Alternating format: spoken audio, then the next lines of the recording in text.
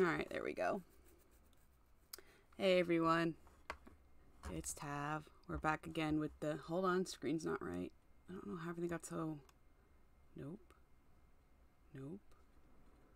That's so weird. Everything's a little off and it's kind of strange, but that's okay.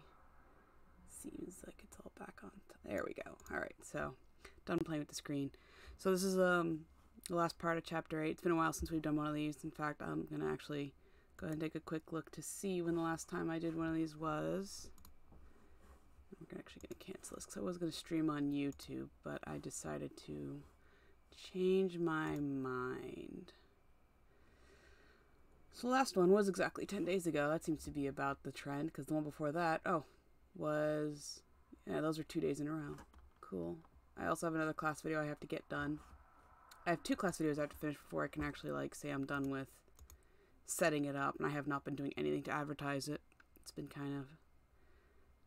that's the game. And that's been kind of up in the air because it's kind of shifting gears away from being an online thing, and I'm working on a couple of different IRL projects, which is probably a bad thing to be doing, like spreading yourself so thin, but I have 2 things on the table. One is converting the RPG idea into a card game. And how that would work is, hold on, water, it's very, very hot. I also have the window open, my fan's off, window's open, so there might be some car sounds in the background, but as I was writing it up, it kind of plays out, the game plays out like, almost like D&D, but with an automated dungeon master kind of thing.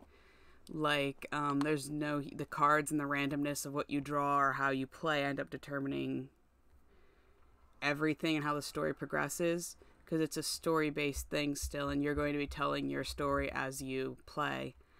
And it's, I don't know what I'm calling it yet. I was going to call it Cantina Tales, but I don't know if that's really viable, considering I think there was something else called that. Either another game of some kind or something, but I'll figure out a title. That's not really important.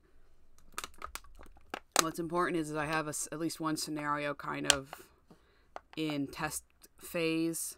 The thing is, hang on, I'm moving my mic.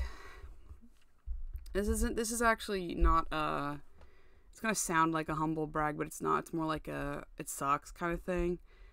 I nailed down this scenario. I know it needs more work, it needs more practice, it needs more execution. But I don't have a lot of people to test it on, and when I test it only on myself, it's kind of like, well, duh, it works. And I don't exactly live in it or exist in an environment where I can ask people to test my projects. So basically my objective is to hopefully get it ironed out to a good level of baseline before I am able to reposition myself in a condition where I can actually start asking people to help test it.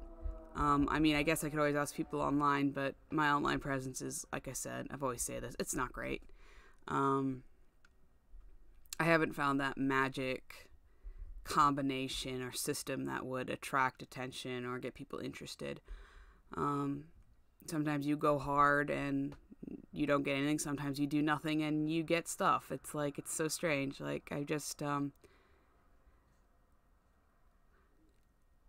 I'd pretty much dropped Twitter for the past, good lord, it's probably been maybe it was less than that. It feels like it was a month, but, I pretty much dropped Twitter. It was like a no-sum game as far as I was concerned. Everybody was follow for following, and I'm like, that's really not my thing. I follow back the people I actually legitimately like. And if you follow me expecting me to follow you back, I'm sorry, might not happen. Because unless I've engaged with you or I like your content, I am not going to be following you back. And I'm actually probably going to go back to Twitter at some point and do a purge of people I don't even know who they are. Because my Twitter has, like, I'm following 2,800 people and I have 3,500 followers.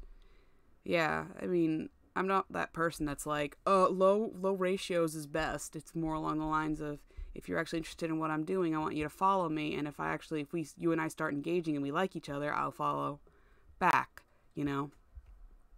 Because I'm trying to produce a media outlet, which I've kind of dropped almost entirely, today was the first day I went back to even writing the story, and I think this chapter is a little disjointed, honestly. But then again, I think we've kind of made the shift away from misery to creating a new status quo. So I don't think it's entirely unreasonable for this part of the plot to be happening right now. But to me, it suddenly feels like there's a lot of talking going on, and a lot of, well, there's always been a lot of talking. My story is very character driven, so they talk a lot. But I feel like we're approaching some issues, some situations that have backstories that haven't been discussed quite yet. I've started alluding to direct events of the first arc that instead of telling you what happened, it's like, well, you read it, so you must know what it was. So there's that. So it's starting to allude back, almost like a new arc would. But we're about halfway through this arc.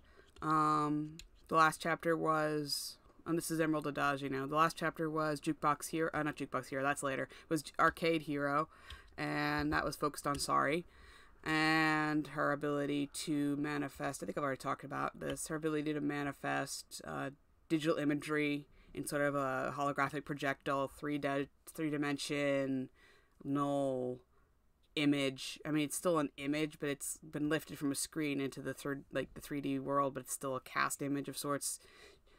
That's her ability, her strange little gift. It's only something only she can do. It's not like it's a class thing. It's just that's what Sari can do, and that's what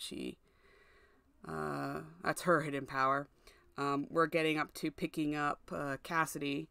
This chapter right now is actually going to be Silas going to collect 9, the pet spawn, and he finds out that the spawn's been socializing with a human who lives on the edge of the mist, and that human is Cassidy. This is actually almost going directly back to the original series, although he already is aware. I think he met Cassidy at the grocery store in the original series as well. He only met her once or twice, though, and he was immediately like, this person's weird and different. I kind of feel like I should do something about that. Or, she's always alone. There is no family. There are no parents. Like, I remember the original series, he was actually kind of almost stalkerish. She was like waiting to see when her parents would show up to help her pack down her little shop and go home, but they never showed up, and she did it on her own, and that like really irked him. So I tried not to let him be that creepy this time around. So what happens is while they were out and about, 9 decided to go for a walk, and 9 ended up on the edge of the mist where Cassidy lives, and she names him. I'm gonna let her name him, because she named him in the original series. In fact, he was her dog. The problem was the roles got reversed by accident.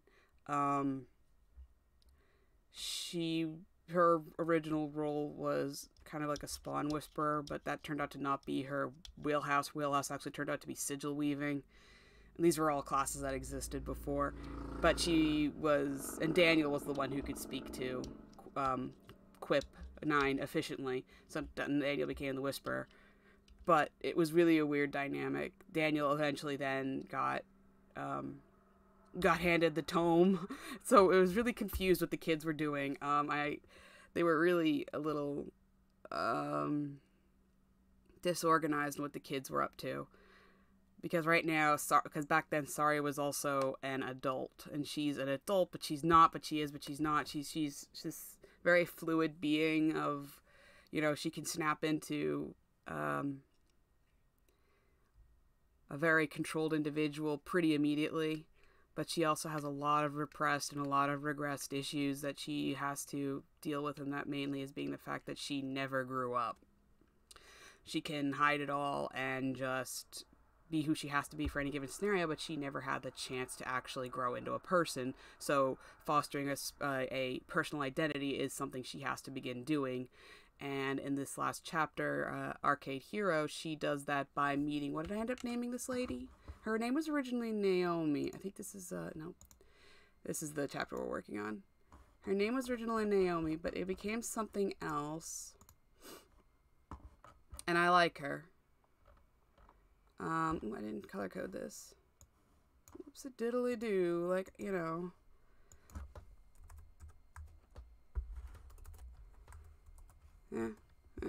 There's probably a lot not color coded. I kind of just let this one roll.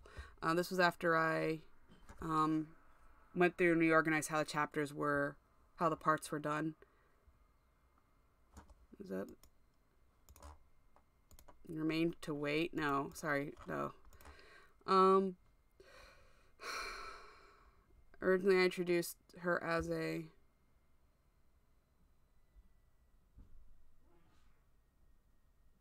alright, this one's actually a long section. I forgot that there's a whole little meandering bit at the beginning. What's her name?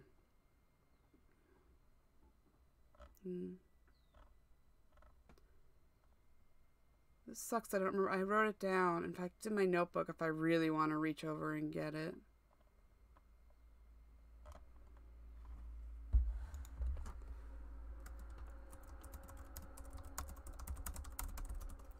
Not like anybody's reading it.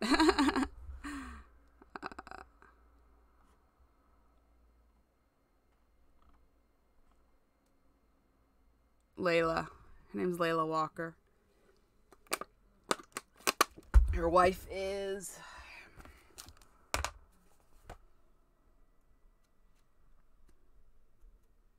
Layla, spelled with an AI. There's a reason for that. I did a lot of name research for her because I tend to try to make names have meaning, except for Jara and Silas Daniel. Sorry, they don't have any freaking meaning. They are what they are. Okay, so her name is Layla Walker, and her wife's name is Yumi Walker. Layla and Yumi. Yumi's the one who, I mean, I could just summarize the chapter. Why not? Nobody's read it. Layla and Yumi own a pizzeria arcade situation, and just, I guess I just go back to when I was a kid. There used to be a pizzeria arcade type thing where I lived. It's gone now, obviously, but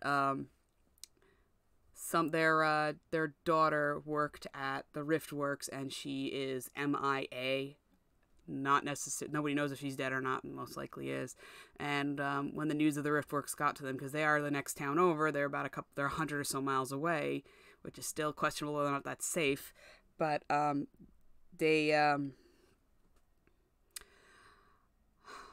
Yumi basically just disappeared out of life and just stepped back and stopped doing anything. She pretty much lives in the kitchen. She'll make her pizzas, believe it or not. It's very weird. She's decided she's an artisan pizza baker of sorts or something like that. She makes it all by scratch, and she takes a lot of pride in it. But since their daughter supposedly died, which I don't know yet, we haven't really gotten that far, she's become reclusive, which has left Layla to run the entire facility by herself. And that's put her in an awkward position of being like PR, management, and all that. And she doesn't know. She's got the personality for it, as far as I can tell. She's loud, she's big, she's loud, she's got a lot to say. And she kind of actually has an interesting interaction. Hold on just a moment, please.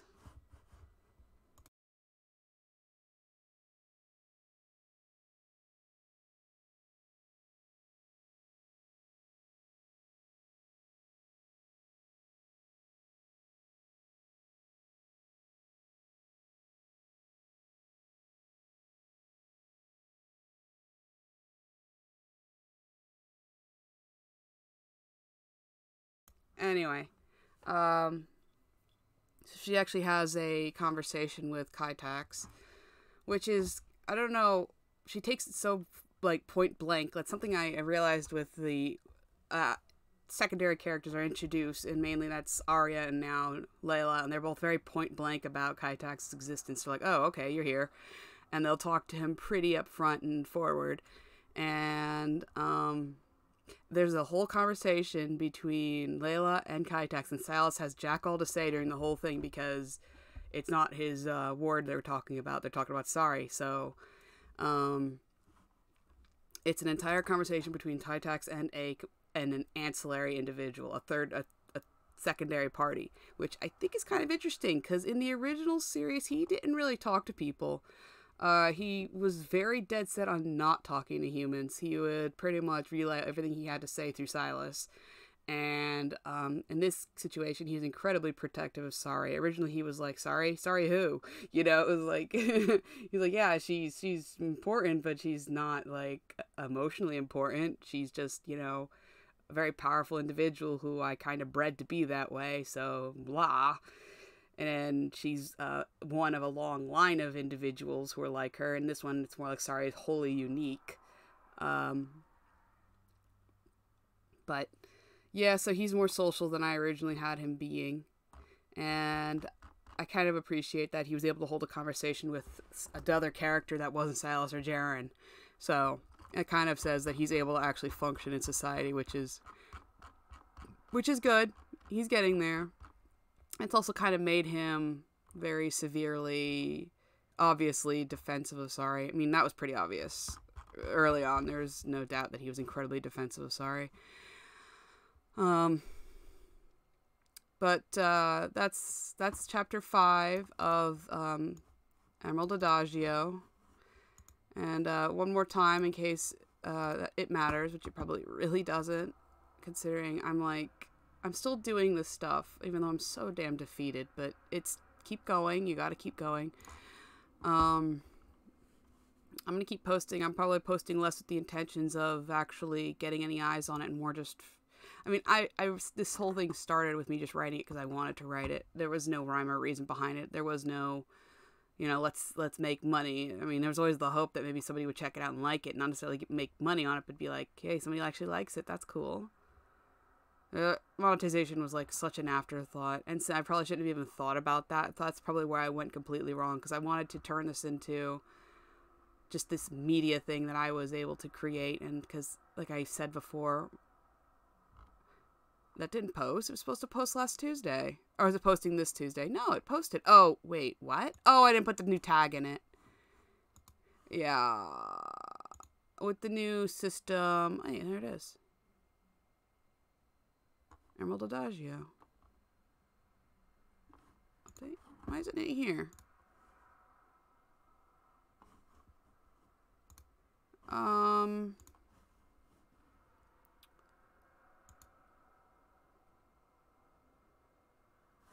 That's weird. Let me I guess we're gonna do some troubleshooting real quick to figure out why this isn't showing up. Why this isn't showing up. See, they've got the same tags. Yeah, it went up on Tuesday. Emerald Adagio. Why isn't it here? I mean, refreshing is not gonna do anything. Yeah, no.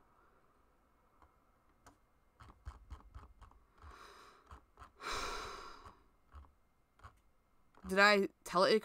Then there should be a next page or something like that. It shouldn't be just blank. Because this is just automated to display it. So we're going to do some back end work real quick. Hold on. I'm actually going to keep this page open. So I guess you're going to see me doing some reverse engineering real quick. Pages. Emerald Adagio, Elementor. Alrighty, so let's check what's going on here. Hello. Are we on it? Okay. Columns, 3 posts per page, 11. Did we hit that? 3, 6, 9, 10, 11. Aha, but there is no next page. Alright, so we're actually going to make this thing. -1 makes it infinite. Or 0. Does 0 make it infinite? No, 0 brings it down to 1.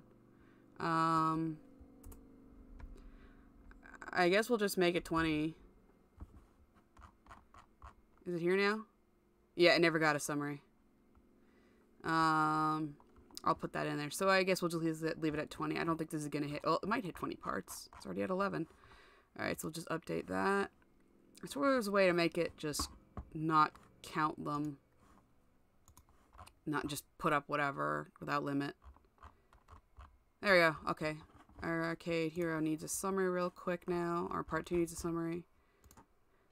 So I think I mentioned this before, but the idea behind the news, the quote new, it's not that radical of a change, was basically returning to a midpoint between what I was doing back in Violet Octane, Violet Prelude, and what I was doing with Emerald Adagio, was to find a happy middle ground. Because some of the posts for Emerald Adagio were really, really short, like dumb short. I know some of them were under 1,000 words, and to me that's like whatever.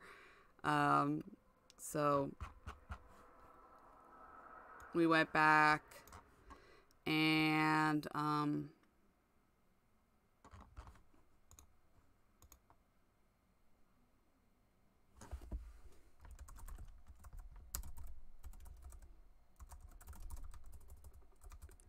and don't worry, there is going to be a chapter called Jukebox Hero. That's pretty much going to be when Jaren tears down a karaoke bar.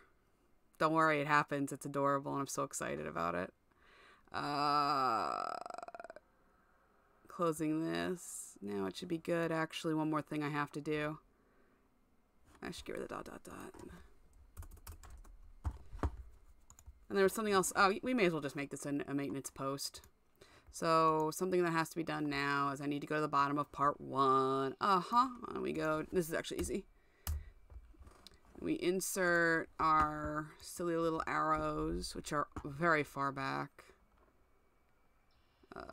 They're like October. I don't know. I don't even have them anymore. I'll have to like download them, re-upload them, and my internet is so bad right now. I have no idea why. Is this forward? Yes. And now we just eyeball it to a similar height. I mean, it's not exact. It never will be. Oops. And the worst part is, honestly, they're different per chapter. They're all different sizes. They're all over the place. And one thing that's cool about this system, and the reason why I don't just use let it use the next post is because when I post something else, I don't know how to stop it from taking you to like a personal post. I want you to stay in the story if you're reading the story. I don't want your next post to be something completely out of the blue from nowhere. So I put these silly little links at the bottom. So now we're gonna go ahead and just let it do that. Add link. So easy. We'll update this now. All right. And with Arcade Hero Part 2, I just do a lot because sometimes I lose them. Did I actually put a double space under here? Yeah. Yeah, okay. So this one just gets the back arrow and the home button.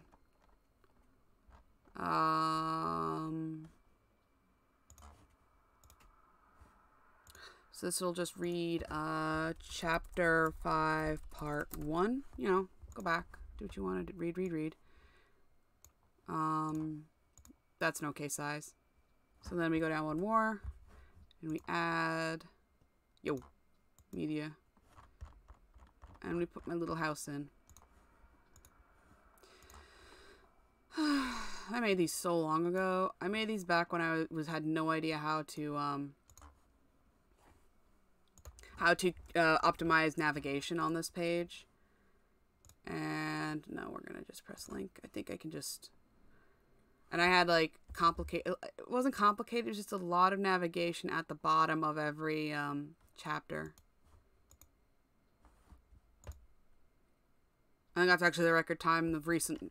Usually, I used to wait until 7 o'clock on the dot and then set all that up. Now I'm like, I'll get to it when I get to it. And you know, it's sad, but that's what it is. I haven't given up on the story. I still want to tell it. I love it so much. It's just I think I have to back away from the idea of it being my saving grace. If anybody was paying attention to the YouTube channel, you saw my latest upload was a shit post from Final Fantasy XIV. I've since renamed that character back to it was named Silas Sinclair, the character, and that's its like second or third name, but I've turned its name back to what it originally was, so I can't really say any more shit posting will be legitimately linked to this page anymore, but I probably will be uploading some more small Final Fantasy XIV things. I mean, when I actually joined my free company, I've had a very similar acronym to somebody else in the guild, and I was like, I was thinking about changing it back anyway, so I did. So my character's back to being Tavri Veilgrave, which is what he was born as, so he'll stay that way. But I have another idea for some more shit posting, and I don't think I'll ever be posting anything like serious, but it's fun. Like that last one was just I spent way more time on that than I should have. But I love it so much. I still go back and watch it. It was just like 2 days ago. But there'll be more of that. And I'm going to just put that under the category of nonsense. And if the channel magically somehow shifts to that direction, being the pure focus, then that'll be the case. It'll always, the site will always contain content for the series, my YouTube channel. So even if it shifts over to like being game stuff or stuff like that, primarily this stuff will still be there. I'm not going to divide it up anytime soon. Unless it somehow for some reason like explodes. People are like, why are you posting this personal shit? It's like, I don't think that's going to happen. So it's just going to become like an amalgamation channel of stuff and stuff. And I don't think I'm going to change that. It's just fine the way it is. I might actually rename this channel to just something personal, because I think my approach of treating the series like a business is what's been detrimental to myself, mostly myself, my ability to really take good care of the story. I would love to someday, and the plan, I'm hoping once this is all over, I'm going to get in contact with some family out west and see if they dare to give me shelter while I attempt to find work out there. Since I lost a lot here, I've lost a lot, and I'm also in a bad place there too. So, yeah, we haven't done any of the editing yet. Now, I'm putting this off mostly because I might not even actually edit Chapter 8, Part 4. Why, you might ask? Because there is a lot of discussion of the Cataxian reproductive system, and it is very confusing. And I think this is one I'm going to have to just go through on my own to kind of nail down what the genders are, because I think I flip-flop and have an issue with it. And because on the one hand, I vehemently claim that the Cataxians there's no sexual dimorphism, or actually that's probably the wrong by sexual dimorphism, I think I'm using that wrong. I think what I mean is there's no outward physical markings of opposite genders, like except I went back in my last video and I was like, well, the glass, who are the, I guess, quote, females, tend to be a little more lithe and a little more on the intelligence scale. They tend to rise to be doctors and teachers and historians to an extent. Honestly, history is pretty much controlled by the Brotherhood, and obviously they're predominantly men except for Hasari. But glass are much more cerebral, so they'll tend to be less bulky in their appearance. But I mean, what I mean is they could still be like 50 tentacles, 20 eyes, and like 7 arms. That's still an option, you know. And that's still an option for any Ash, which on the other hand would not necessarily be like dull, but they would just be less cerebral and more physically oriented. And I also kind of have a bit of a confusion on what they do when it comes to reproduction. And last time I discussed the idea that the Ash would sacrifice half of their being to create a new life, and it would pretty much end the Ash's life virtually to the point of it not really being able to function. It would have to take on a less impactful position in society for the rest of its life, which usually would be raising the offspring. But in Sari's case, because the glass can go back, will have the child, birth the child, and then the glass within a week or two or a month or two can go back to work. They recover, and they remain always very integral in maintaining society. But when an Ash has a kid, they're pretty much shot. So, and they usually take that opportunity to be a raising parent, you know. So it's a slight variation on humans and our roles or gender roles or whatever.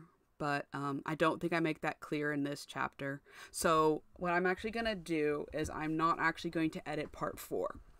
What I am going to do is I'll sit down and pretty much, I think, virtually erase this entire exchange between Silas and Sari. I'll put it somewhere. In fact, it's going to end up on Patreon just because it's a deleted scene. But, I mean, here you can see it right now. But I think I'm just going to rewrite this whole section pretty much from scratch, because my understanding of Sari's racial orientation was a little confused at the time. I I mean, their species once had regular old sexual dimorphism. There were males and females. A male was very specifically a male. A female was very specifically a female. Where in the Cataxian world, two beings can have any number of limbs, arms, eyes. Limbs, arms, eyes. I keep saying limbs and arms. That's redundant. Tentacles, teeth, mouths. They could be any number of those things. And unless you looked kind of close, you wouldn't be able to tell at a glance what their gender was. Or if they open their mouth. It still remains kind of that they all have kind of like a muted voice tone. Kind of almost neutral, where again, you wouldn't really be able to tell, but sometimes glasses tend to speak a little higher and ashes tend to speak a little lower. So it's minor, and it's like minor inflections and minor dips and just how they speak in general. It's very small. It's not like you can walk up to someone and be like, oh yeah, you're definitely an Ash. It's like, I guess, maybe.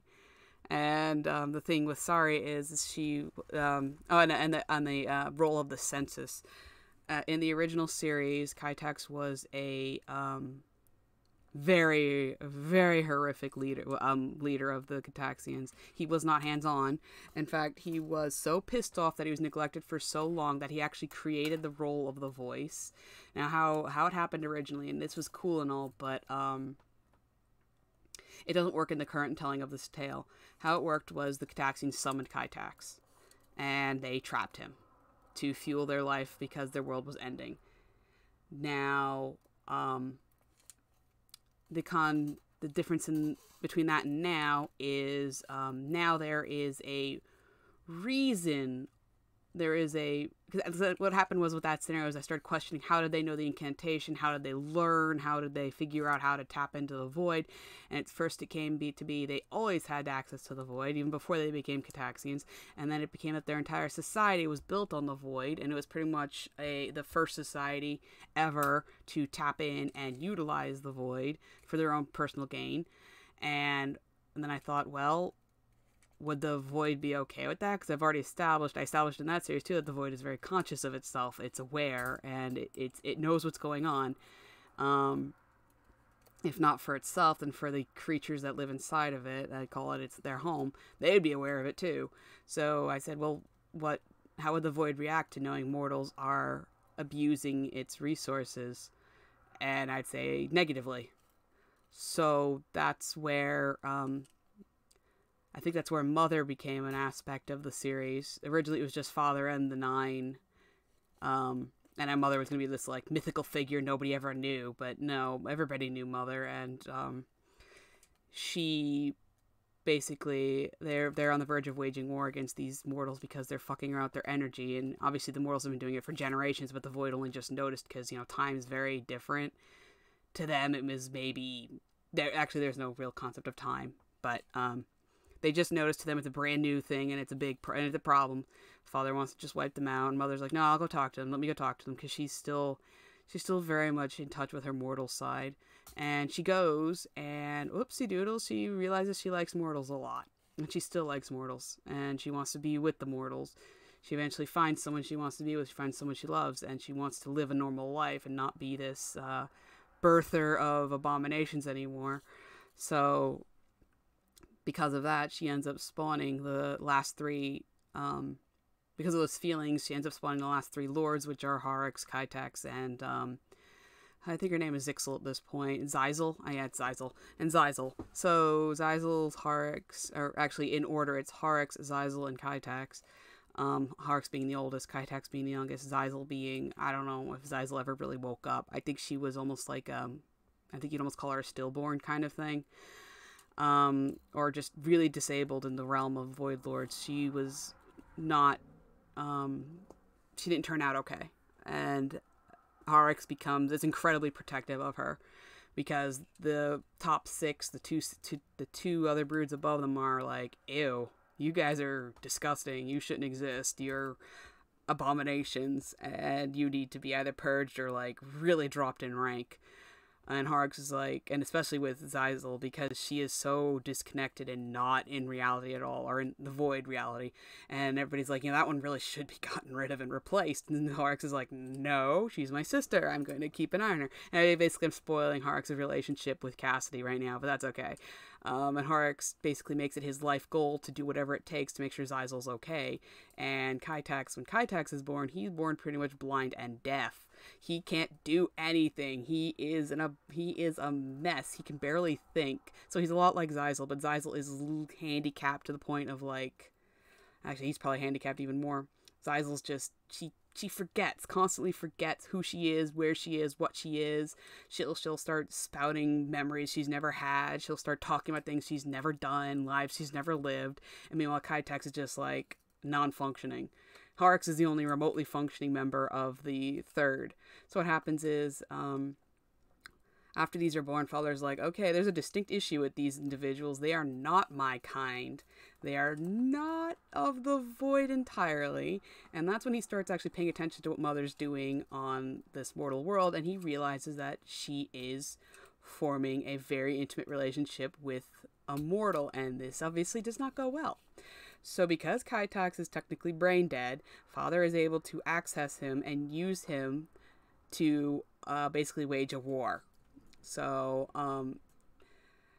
from the moment he's born until the moment he wakes up as a prisoner in Cataxia, Kaitax has no control over his entire existence, which is why he has no memory of it.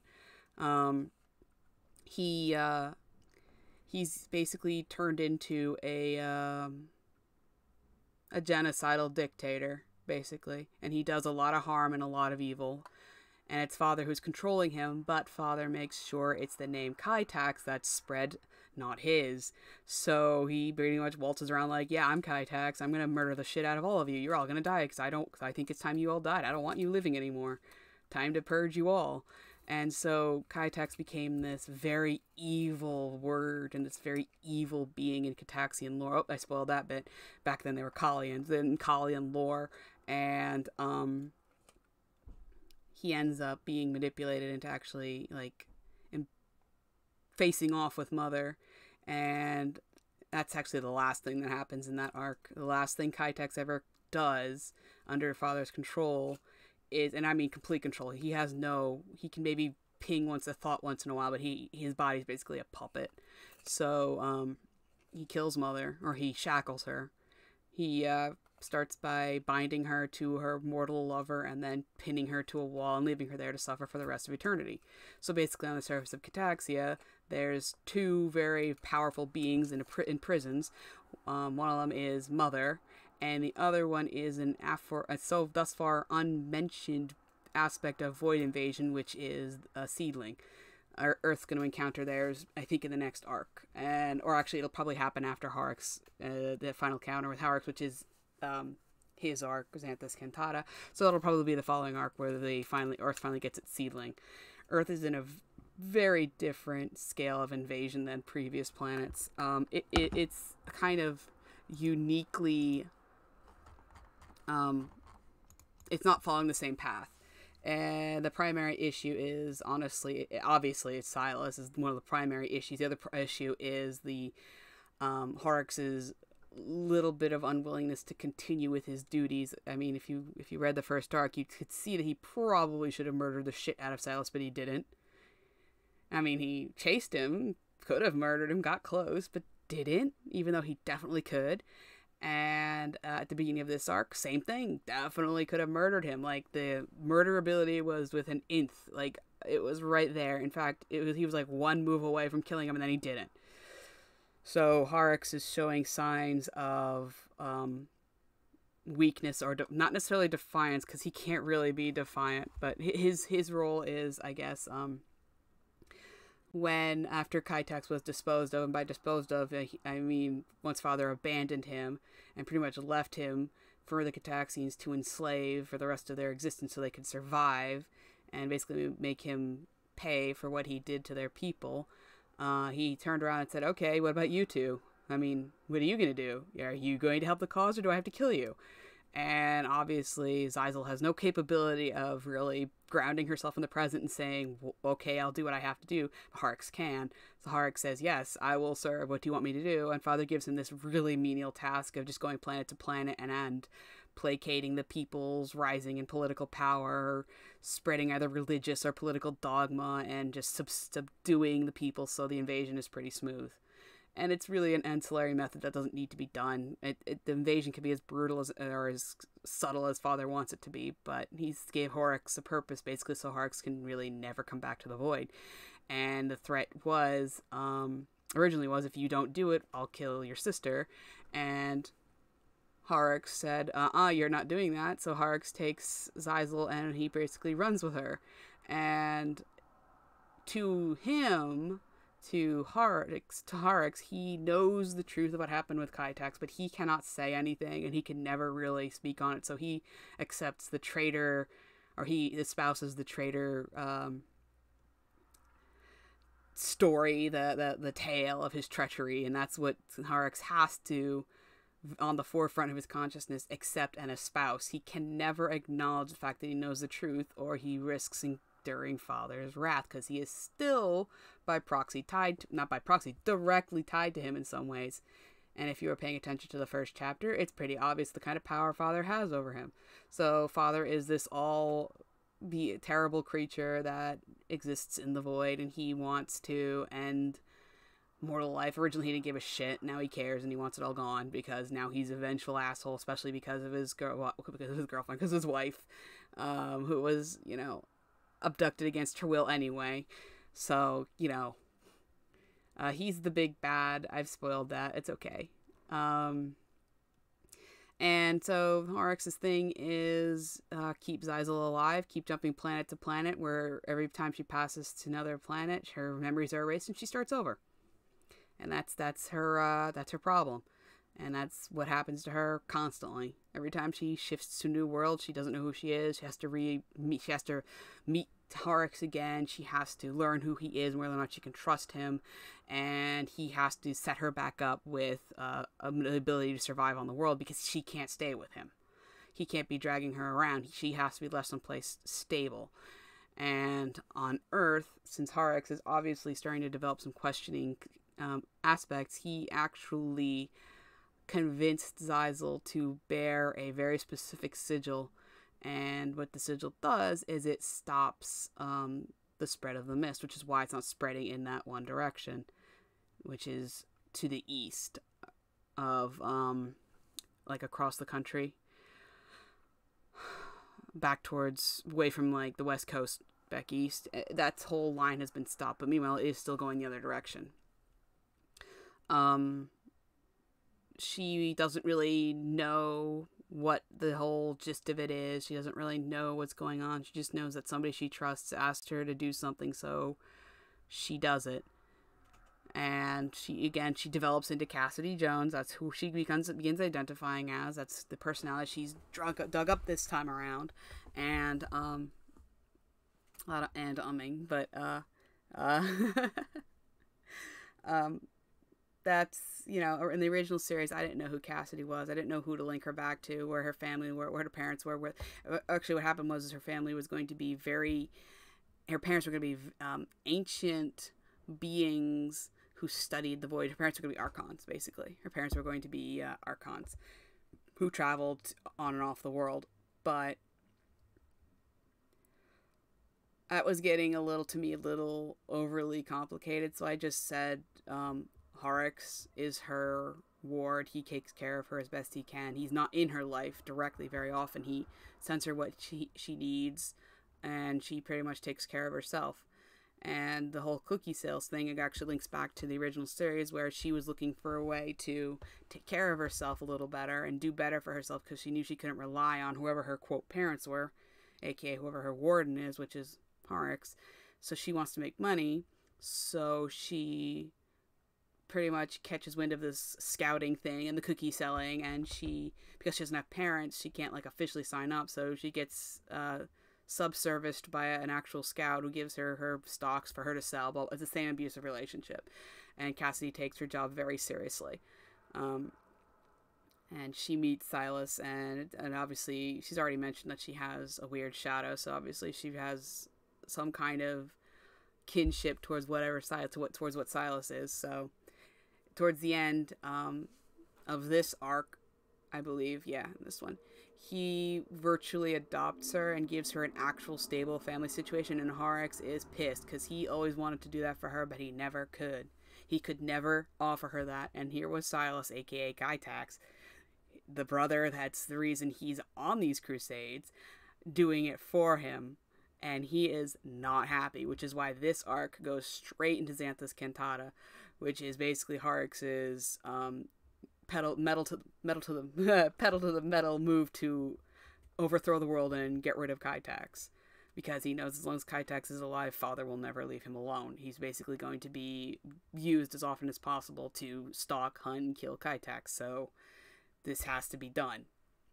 And why does Father want to kill Kytax? Why didn't Father kill Kytax back on Kalia? Because he couldn't. Horrocks was supposed to do it. He didn't. Instead, he told the Kalians how to enslave him and how to use his energy. And the Kalians were like, "Okay, we'll do it. We'll drag him away and keep him forever. That's pretty much what we'll do." Horrocks lied, saying it was infinite power, but he knew it wasn't. Basically, he knew Kytax only had a set amount of energy, because as soon as they shackled him, he'd be severed from the void. So basically, he was having the Kalians do to him what he did to Mother. So it was minus the binding of the flesh thing, which he now has voluntarily done with Silas anyway, so go figure. So Father assumed Kytax would die. He didn't realize that Kytax had that reach ability. Basically, I think before Silas, I don't know, I thought there were like 10 or 11 people before Silas on different worlds who Kytax would kind of open up to or become in contact with, people who lived in close proximity to their rifts, or just people who had a very specific, I don't even know if there's anything special, honestly, and probably nothing special, just random people who would just be keyed into the void, and Kytax would reach out accidentally and inadvertently to talk to these people, and sometimes he'd never get so far as actually talking to them. And basically by the end he'd pretty much given up, which is why he was so salty when he was talking to Silas this time around. He was like, "Look, I mean, this hasn't worked a million times before. Why should I care? Why should I be reasonable? I'm uncomfortable. I don't like this. I've never liked it, and you can just go away, thanks." But Silas doesn't go away, Kytax doesn't go away, because neither of them really can go away, and Horrocks doesn't nuke the connection quick enough, because in the past Horrocks pretty much would just murder the shit out of this individual, or offer them to be his thrall, offering them more power, because honestly I think in the grand scheme of things a thrall of Horrocks would be more powerful than Kytax himself. So, you know, if it's power they want, he'd offer them thralldom. 90% of the time, well, actually 100% of the time, they'd say no, we'd rather continue to be free, and so he'd kill them. So every time one of these people tried, or even one of these people started showing inclinations towards Kytax, like I think Silas might have been the second one to actually try to get to him, but of all of them, they usually get nipped in the bud pretty early. So he was the first one to get that far, and that changes pretty much the entire. That, and Horrocks had greater hesitations towards eliminating him. Horrocks knew he was talking to Kytax very early on. He knew Kytax was out communicating with Silas, and he could have nuked it pretty quickly. He could have ended it, but he didn't. So, you know, why? Well, he has his reasons. He doesn't like Kytax, but it's not like he reads him as an enemy. He reads him as an obstacle. And while he does scream and yell about treachery and hatred and anger and all that kind of stuff, it's basically parroting what he has to parrot in order to maintain a sense of self. Because if he says anything along the lines of, "Oh, you could somewhat sympathize with Kytax a little bit," that would be a cause for Father to be like, no, and take control and push those thoughts back, and basically make sure Hark stays in line with the whole militant Kytax is evil and must die. So, like, they expected him to die on Kalia, and these agents of mortals that were trying to get to him, they were like, whatever, Harks was still with them. But that all extends from Kaitax's very mortal-rooted mindset. His only existence, his only conscious existence, has been in the presence of mortals. So, he wakes up imprisoned. He wakes up in chains. And when he demands to know what happened, the Cataxians feed him what they're willing to tell him, which is bits and pieces. Basically, they do name Horrocks as the Herald, and that he gifted Kaitax to them. And there's some other details that aren't quite right. They talk about the void and all that, but it's not all accurate because it's whatever Horrocks fed them, and it's basically the void technically won the war, so Horrocks got to write their history. Because after Kaitax was disposed of, Horrocks was basically left in the position of de facto leader of the Void's forces. And where they should have purged Kalia, just wiped everyone out, they didn't. Why? That might be Horrocks' fault. Might be Kaitax's fault. Could be a lot of people's fault. In fact, it's somebody else's fault. I mean, there's a lot of reasons why things didn't go accordingly. There's a lot of reasons why Kalia wasn't wiped out and why Kaitax wasn't killed. There's a lot of stupid shit in there. Family drama. I mean, interbrood conflicts in the void. And so, this has been more of a talk, I suppose. Let's see, how long have I been talking? Probably only a couple of minutes. How long have I been talking? Where are you, Twitch? Oh, it's almost been an hour of me just yammering. That's probably enough. So, we basically just covered a lot of spoilers down the lines. I guess I can explain a seedling real quick. Like I said, Cataxia has a seedling on it. And it's a fully matured but unactive seedling. And what a seedling was invented to do, because the Void waged full war on Cataxia. Actually, it must have been active at some point, so it's like a slumbering seedling. Father's original name was the Dreamer, but he's become Father since then. But this slumbering seedling has been deactivated since the war, and what seedlings do is they pretty much serve as direct conduits between the Void and a mortal world. So I know that's what the rift is supposed to be, but the seedling allows Father through in more direct effects. They're basically a direct sloughing of part of him that goes through the rift and kind of arrives and breaks into the planet and starts gestating, and this demonic monstrous creature comes out. It's pretty much the end game. If you were to call it a game, the objective would be to kill the seedling as fast as possible. And the Kalians weren't even aware it was there, so basically it kind of just branched down and locked in, and pretty much assured the Void's victory. Outside of Kaitax as well, Father's brutal usage of Kaitax as a genocidal, absolutely horrific maniac. So, basically every planet gets one, and it's supposed to be gestated by the time Horrocks is done. By the time the mist has spread completely and Horrocks has laid his seeds of contentment, that's when the seedling hatches and basically consumes the world. Okay, so that's what it does, and it slowly gravitates the dead world back into the void. So, which is where Cataxia is, there in the void. Just move my microphone again. And they survived underneath because they have become spawns. They're not really mortals anymore. Not in a traditional sense, at least. So they became spawns through corruption, which is what's happening on Earth. Whenever somebody has a magical inclination on Earth, that's because they are undergoing corruption. And that's why Jaren's an Audiomancer, that's why Daniel's a sigil weaver, and that's why, well, Cassidy's a Void Lord, so that's a given. But that's why humans develop the ability to use the mist in some way. That's because they're corrupting. And corruption can lead to death. And corruption can change you away from being at all mortal too. It can either kill you or it can evolve you, one or the other. And they're both very dangerous aspects of the whole process. Let's see. Oh, the seedling will come to Earth probably at the end of Horrocks' arc, when Father's like, okay, you are not doing well, and we're just going to expedite this. So the seedling comes, and basically they have to destroy it. They have to kill it. But Silas is like, tell me. He's, of course, asking questions about what it is. Kaitax doesn't have a clue. By now, Horrocks is basically, I don't know if he's going to be domesticated or if he's on a redemption arc or if he's just afraid of the presence of the seedling. One or the other. But he eventually divulges that it is capable of independent consciousness. And that is seen as very intriguing to Silas.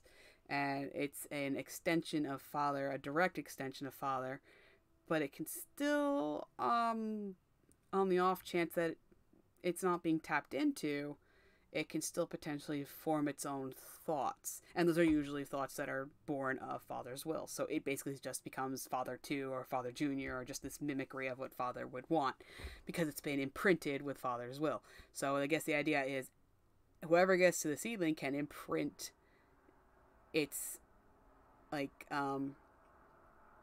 its objectives. They can imprint its inclinations, its will, its desire. And Silas says, okay, then we'll just go find it and we'll talk to it. And everybody's like, no, we'll find it and we'll kill it. And he's like, but it might be useful. I mean, if we could convince a literal cutting of Father to assist us, that would be incredibly useful. And everybody's like, no, that is incredibly dumb. Kill it. It's a part of Father. Silas, of course, is like, no, I'm going to go do this my way. And so he finds the seedling at the bottom of the ocean, and it vaguely resembles a human, and he's like, that's bizarre, and it basically has the image of a child, and he's like, Kaitax on the line is like, it's doing that to keep you away, it's doing that as a defense mechanism, and everybody agrees once he brings it out of the ocean that it looks like a child to keep Silas from killing it. Like, it's a manipulative tactic, because Silas would never do such a thing. And Kaitax more than once attempts to take over to kill it, and Jaren tries to kill it. Sorry tries to kill everybody tries to kill it, and Silas is like, no, this is mine. I'm going to take care of it. I'm going to make sure it's okay. And what happens is this is, I don't know, this is probably an arc that I haven't named yet. The seedling eventually hatches, or sprouts, or whatever, and it immediately starts patterning onto Silas. It starts it starts observing his behavior, his actions, his movements, his way of approaching life, and it doesn't necessarily mimic it purely, but it starts presenting a very similarly aloof personality. And when Father tries to tap into it, it's able to basically tell him to fuck off because it's of equal power. Unless Father physically came through and decided to physically be there presently as himself, the seedling is an equal power mentally at the very least. So it serves as it can resist him. It chooses to resist him. He's like, Father will pop in and be like, okay, time for you to serve me. Time for your will to be bent. And it'll be like, no, I don't think so.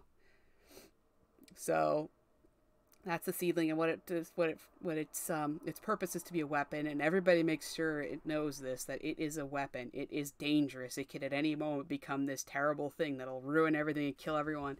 And so what it decides is if it's a weapon, then it'll be a weapon for good, for the people it actually likes.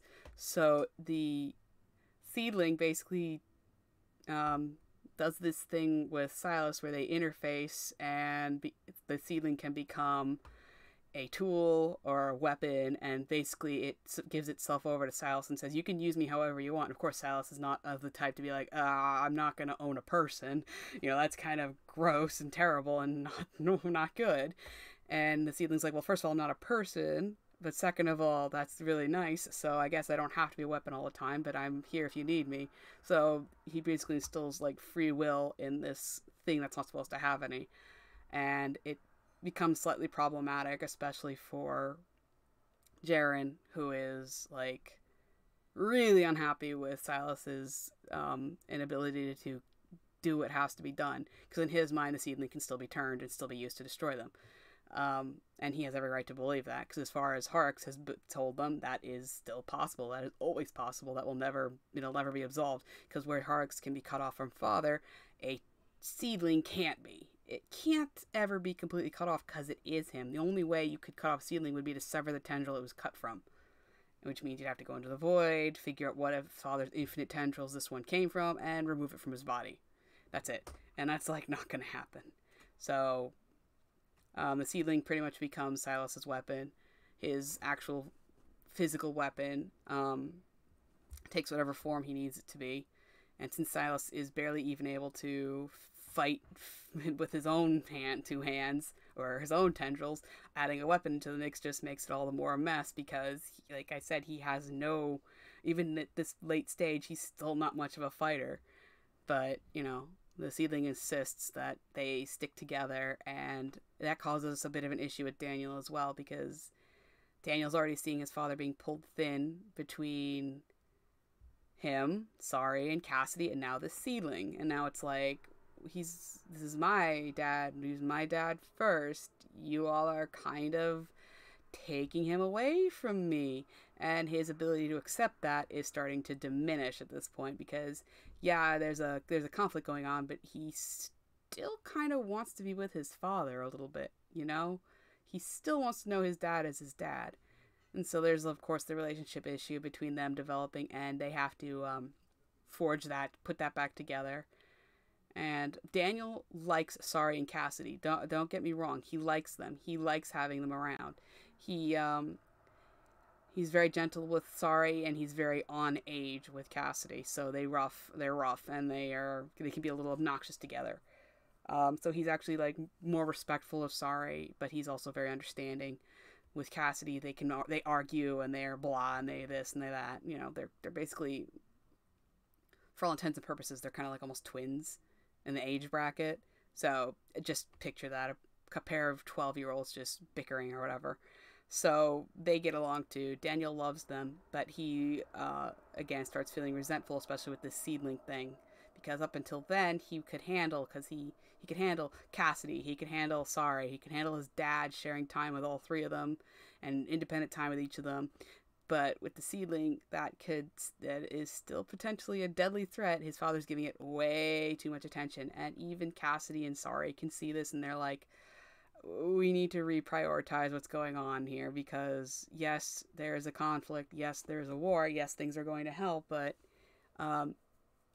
Silas should not be putting this much emotional investment into something that could very well murder everyone at any given time. So, that's the family emotional side of that particular arc system.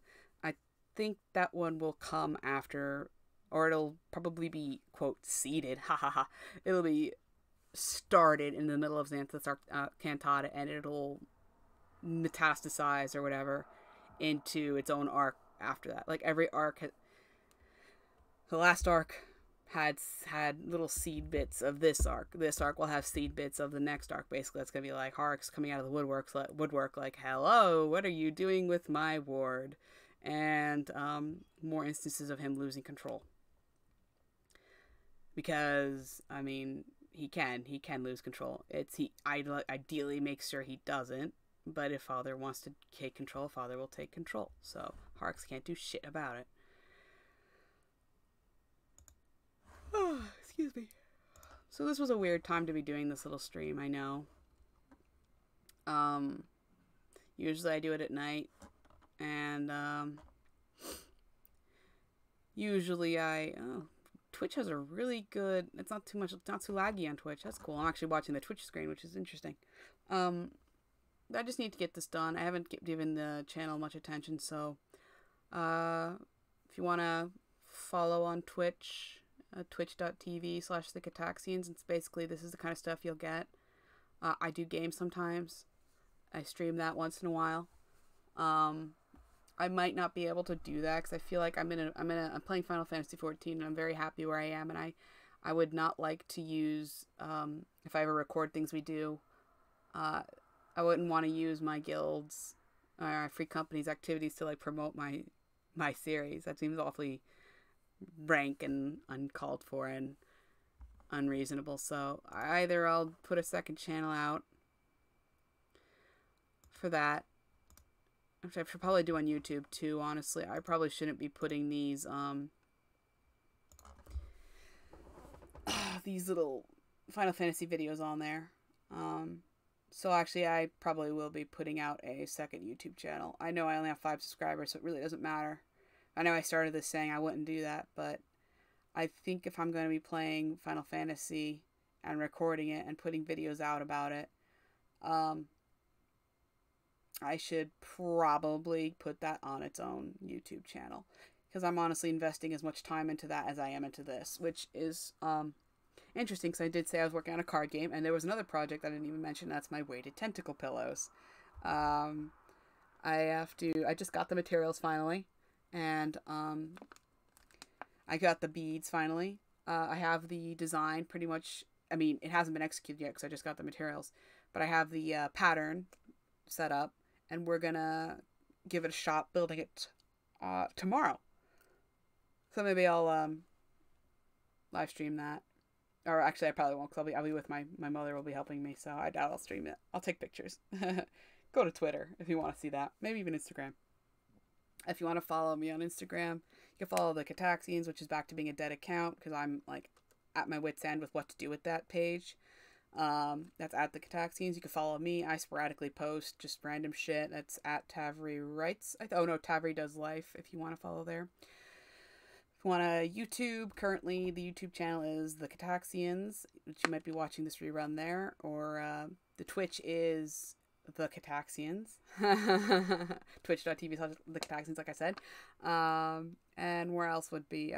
Twitter, I already said. If you want to talk to me, at Tavri Rise. If you want to talk to the series, at the Cataxians. You're probably better off just talking to me, because again, that's probably dead media too. I don't know what to do with any of this shit. Water! The site, thecataxians.com, if you want to check out the story. I actually will be subletting part of the site to anything I write or, like, post about Final Fantasy 14. That will be showing up as a, connected to the Cataxians. Because as far as I'm concerned, that's okay. But, or maybe not. Maybe I'll just keep it all to YouTube. A little YouTube channel.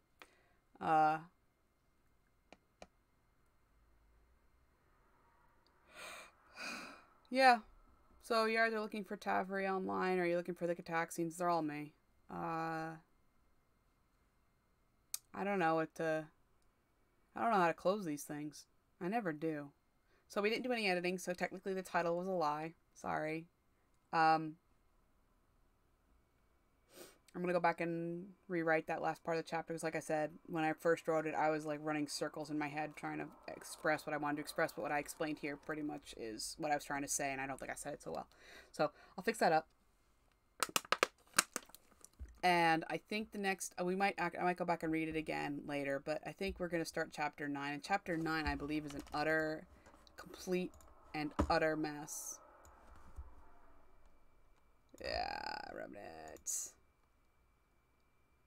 Yep, this is wait, is this Across the Universe? Across the Universe is okay.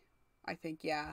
There's got a lot of parts in it. There's a lot of short parts in it, too. It's got really... Oh, yeah, it goes back and forth between Earth and, So this one, I don't think it's nearly as long as it seems. Pleasant Valley Sunday. Oh. Oh, there's missing a... No, it's just weirdly tabbed over. There's missing text. Oh no, this is gonna be some of these are really short though. It's 14 pages, but it's like that's one of them. That's a page.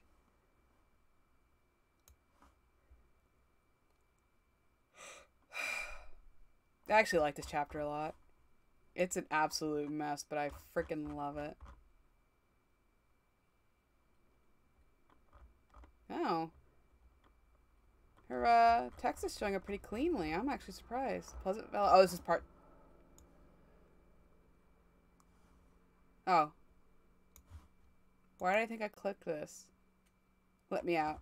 So, this has got some short parts to it. Essentially, this is the part where Silas gets his body. He's technically dead now.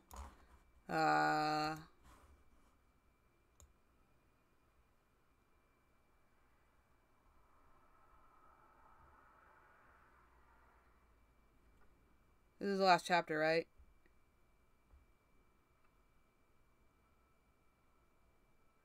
And this is basically when they escape. Alright. So, yeah.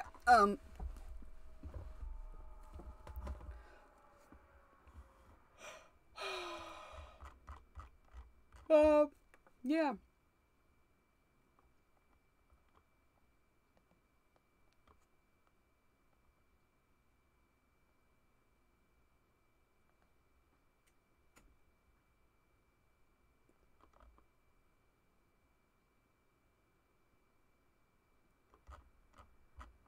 I think Silas needs to snap back to himself.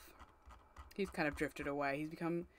I mean, he has a lot of sadness in his heart that he hasn't really addressed, but I think it's time he just started being the person I designed him to be, or I'd like him to be. And I think that's pretty much happening in this chapter, so that's good. The current chapter that's in progress, which is Bright Lights.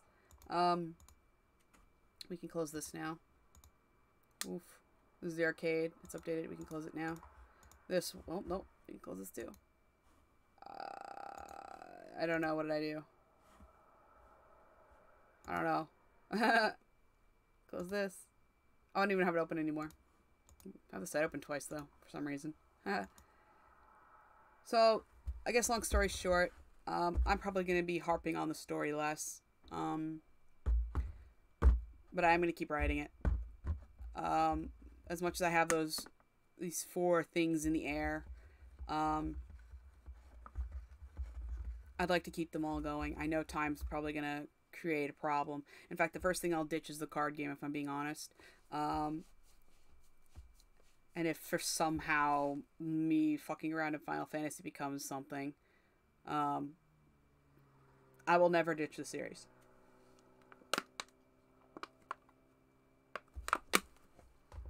In fact, that's one thing I can promise is even if content on YouTube and Twitch or whatever becomes a little sparing and thin, it will not stop. I don't know why I'm going to bother finishing up the class system. I might delist that page. I might not. But I've kind of decided that I think I need to make content. I think I need to use existing content to prop myself up. And if that existing content has to be... sorry, I went to put my water bottle away. Has to be... Oh, it doesn't turn... Or not has to be, but turns out to be video games, then that's that. I don't know if I really have the endurance to be a Let's Player, so we're not even going to say that, but, you know, just a little channel that posts stuff every once in a while. That's probably where we're going to end up, because I have a few ideas for a few more little skits that I've always wanted to do, but no one's really wanted to do them, but I kind of want to do them, so I think these people I'm with right now would be willing to give me a hand, so. Yep, so actually lots in question right now. I don't know. I went balls to the walls these past few months, and I know a few months is a very short amount of time, but I saw zero growth. And I guess I'm the type that's like, when I put all of my effort into it and like nothing comes out of it, it's like, you're probably wasting your time. And like I said, I missed the anniversary. May 5th was the anniversary. May 7th was the anniversary of the series. It's been a year.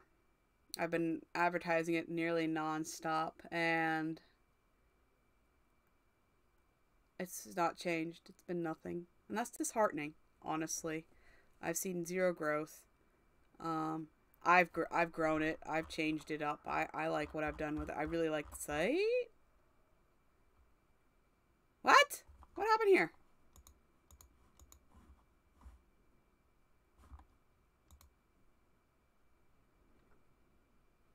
Ruh-roh. I guess you're gonna get to see me do some more editing. We might have to reformat those. I wonder what happened. Maybe I broke it. Ah, crap, pages. After this, I'll sign off. That was on the home page, so that's gonna be over here. What I actually like is, I have Youst, or whatever it's called, running, and this is the original home page. It's got a bad rating.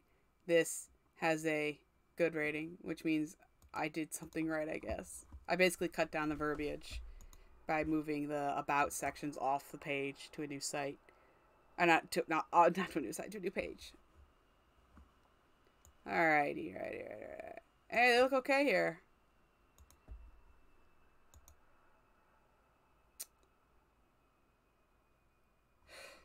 In fact, they look fine here. Why did their color change on this? I haven't changed the color settings for this site in ever.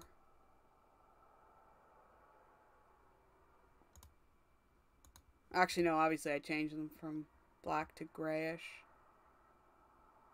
I don't see...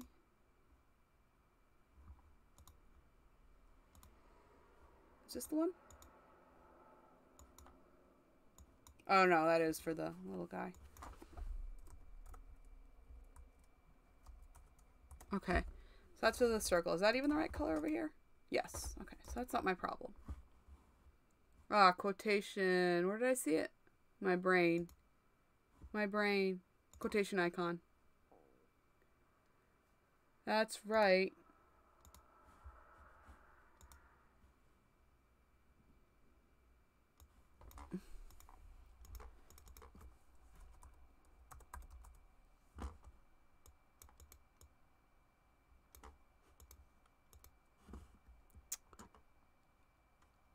I'm no web developer. Sometimes I wish I could be. There we go. I don't know why. These are all weirdly kerned too. This is... Doesn't look that way over here, does it? Oops, sorry. Here's me clicking through everything. Yeah, see, they don't look that messed up. Actually, that one does. It's alright. They do what they have to do.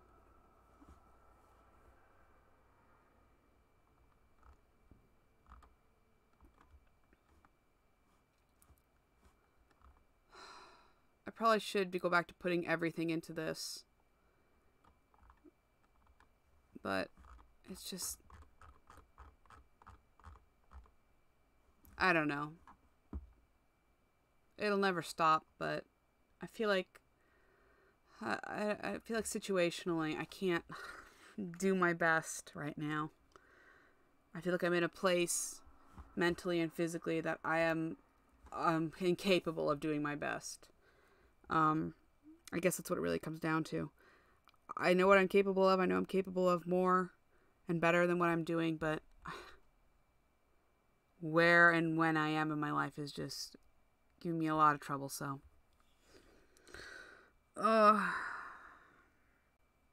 This is getting somber. I'm getting a little teary-eyed, so. Anyway, want to read the story, thekataxines.com. It's not for everyone. It's not. I do still highly recommend you still check out triggers and stuff, just in case. I think I really over-padded this, but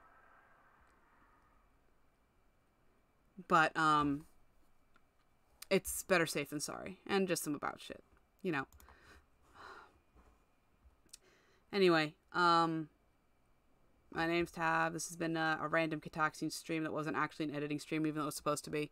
So I hope you consider subscribing, liking, subscribing to the channel or whatever, or stay tuned for when I announce the Final Fantasy page. Like, I have 5 whole fucking subscribers. They're all, let's see, 1, 2, 3 of them are people I definitely know. 2 of them are random. I think one of them's a bot. I don't know. I think the problem is I'm trying to create brand new unique content and nobody's looking for unique content.